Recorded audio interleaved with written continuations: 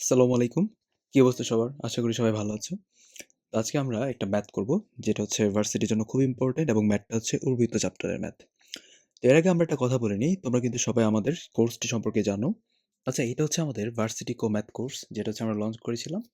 ইতিমধ্যে অনেকেই মোটামুটি ভর্তি হয়ে গিয়েছে। তো তোমরা চাইলে তোমরা ক্লাসগুলো করতে পারো। দেখো, এখানে কিন্তু আমরা পিন পোস্টেড আকারে একটা আমরা পোস্ট দিয়ে রেখেছি, যে ক্লাসগুলো আমরা আপলোড দিব বা যে ক্লাসগুলো আমরা করিয়েছি সেগুলো কিন্তু সিরিয়াল ওয়াইজ এখানে আপলোড দেওয়া আছে। এখন পর্যন্ত হচ্ছে 4টা ক্লাস করা হয়েছে বা আপলোড দেওয়া হয়েছে। সরলরেখা পার্ট 2, বৃত্ত এবং পরাবৃত্ত। তোমরা চাইলে ক্লাসগুলো দেখতে পারো।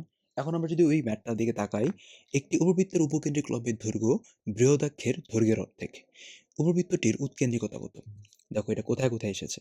ঢাকা ভার্সিটিতে 21-22, জাহাঙ্গীরনগরে আসছে, বুয়েটে আসছে, ইভেন বাকৃবিতে আসছে, যে তাদের টার্গেট হচ্ছে বাকৃবি, জাহাঙ্গীরনগর বা ঢাকা ভার্সিটি, তাদের জন্য এই ম্যাথটা খুব ইম্পর্ট্যান্ট। দেখো, কিভাবে আমরা সলিউশনটা করব। আমরা জানি একটা উপবৃত্তের উপকেন্দ্রিক লম্বের দৈর্ঘ্য হচ্ছে 2b² এবং এটা কি বলছে, বৃহদাক্ষের অর্ধেক, তার মানে কি হাফ ইন্টু 2a না, কারণ বৃহদাক্ষ কিন্তু ছিল 2a। এখন প্রশ্ন করতে পারো, আচ্ছা এখানে তো 2a না নিয়ে আমরা 2b নিতে পারতাম, বা এখানে 2b² নিয়ে আমরা 2a² চিন্তা করতে পারতাম। যখন কোনো কিছু ক্লিয়ার করবে না, মানে a গ্রেটার দেন b টাইপের উপবৃত্ত নাকি a লেস দেন b টাইপের উপবৃত্ত, তখন ধরে নিতে হবে সবসময় a গ্রেটার দেন b। আচ্ছা, এটা তো আমার শর্ত ছিল। এই শর্তের মধ্যে কিন্তু আমরা বলতে পারি এই 2 টু ভ্যানিশ। তার মানে আমরা দেখো এই লাইনের পরে কিন্তু লিখতে পারি b²/a² এর মান হচ্ছে 1/2 লেখা যায় কিনা।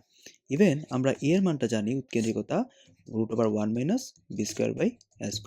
এখন আমরা জাস্ট মানটা বসাই দেব। 1 মাইনাস b²/a² মানটা কি ছিল? 1/2। তার মানে আমরা কিন্তু উত্তরটা পেয়ে যাই 1/2, অর্থাৎ 1/√2। তো সবাইকে বেস্ট অফ লাক।